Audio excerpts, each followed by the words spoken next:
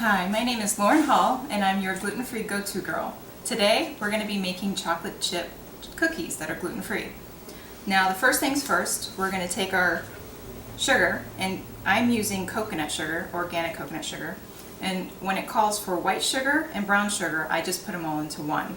So we're going to measure out 1.5 cups of coconut sugar.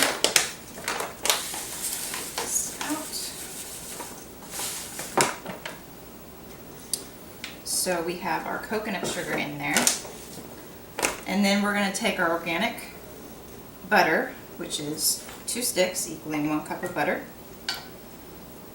and we're going to mix this together and cream it just like you would a regular recipe. Now, the nice thing about making gluten-free recipes, you can use normal recipes and they turn out really well, but sometimes, like when you're making cookies, they tend to be a little on the creamier side, but I have some tricks on how to make it a little more firmer when you're making them. Because sometimes when you're making cookies, they tend to get really flat when you put them in the oven. So you have to make sure that your butter isn't too soft when you're making this, because when it's too soft, it makes like the liquid butter, it'll make it really runny, as you would say. Anyway, we have our sugar and our butter mixed here. And you want to make sure you get that really creamed up well to where it's kind of soft. Alright, now the next thing, as you can see, it'll look brown because our coconut sugar is brown. So it may turn your cookies a little bit brown.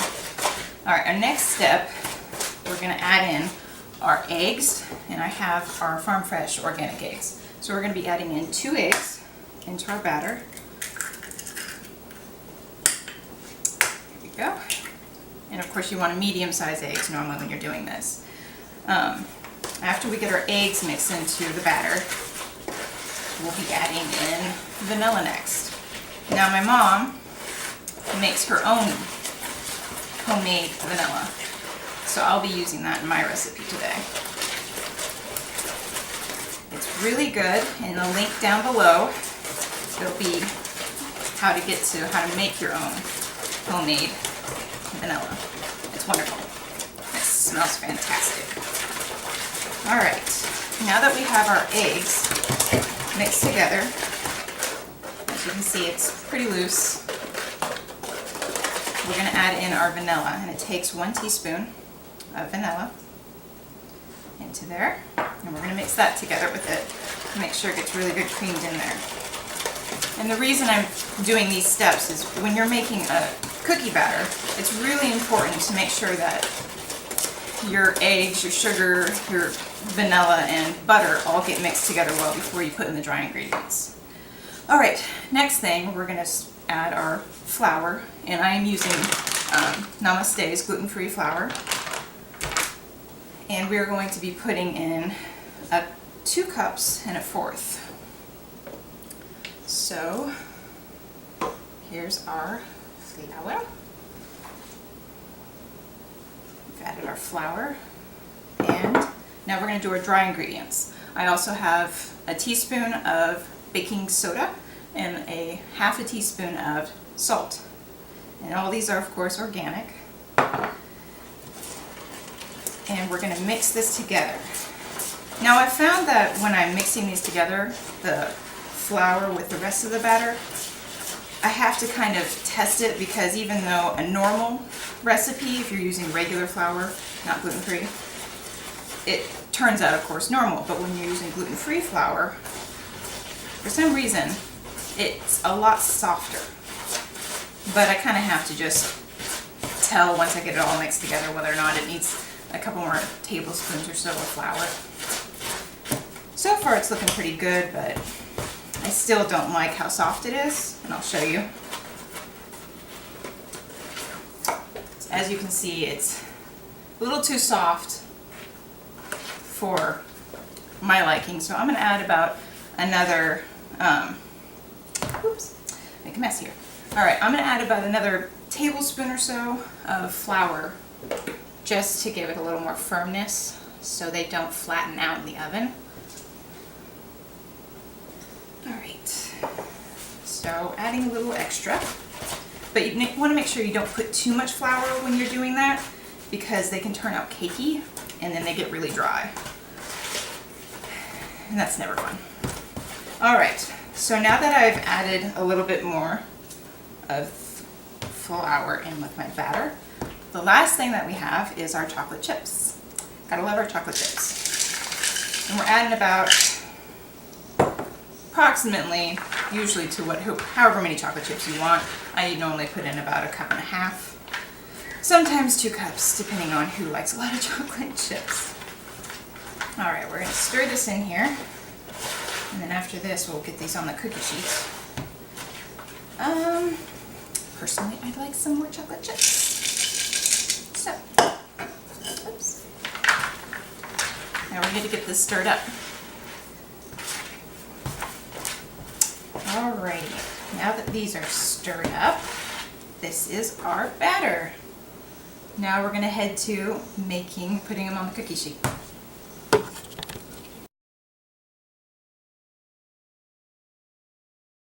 Alright, we are back and we're about ready to stick our chocolate chips on our sheet. Now, don't worry too much about shape because they'll flatten out once they're in the oven. And I usually put about 2-inch diameter, you know, kind of just do it to whatever you want. And I'll show you a sec how much I put on there. I normally just use a tablespoon and just kind of put about there. I kind of keep it into a more rounded little circle, but there's not much you can do. Here, I'll show you what they look like, so you can see. And of course, on my cookie sheets, I use parchment paper, and let me tell you, it is a lifesaver when you're trying to clean up and keep up with your kitchen while you're cooking. But great cleanup when you're done. You can just throw it away. And they last a few times with doing cookies. I found that I can normally use the same parchment paper about 2 times before I have to switch to a new one. But I have 2 pans to go in, so I shouldn't need more than that. Alrighty, we're getting these here. Now earlier, I made lemon poppy seed, I guess you could say pound cake, but I made them into like a cupcake or a muffin. And as you can see, they are beautiful. I love them. I'm sure they're going to go really quickly. My brother just came in earlier and had one and absolutely loved them. He said they're not too sweet and they make you want to have another one.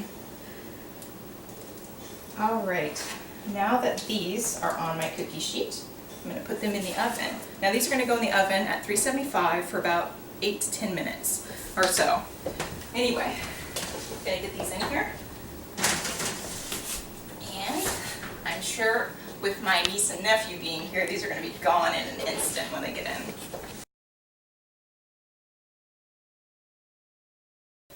Alright, we just pulled our cookies out of the oven. They look nice and golden brown. A little bit on the brown side because the coconut sugar. But we're going to let these cool a little bit before we take them off the pan and let them cool off the pan. I just put the other batch in, and it took about 8 minutes or so to have them cook. And they're almost done. And I'm sure by the time the kids get in the house, these are going to disappear. And I probably won't get to see any of them. Alright, we're going to stick these on the cookie to cool off here.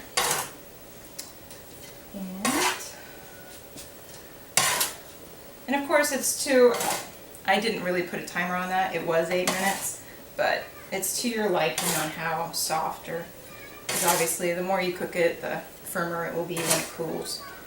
And the less amount you cook it for, it'll be softer. Alright, now that we've got that done, these are our cookies, gluten-free cookies. They look wonderful. Alright, thank you so much for watching, and I hope this gives you great ideas for your baking adventures. And thank you for joining me.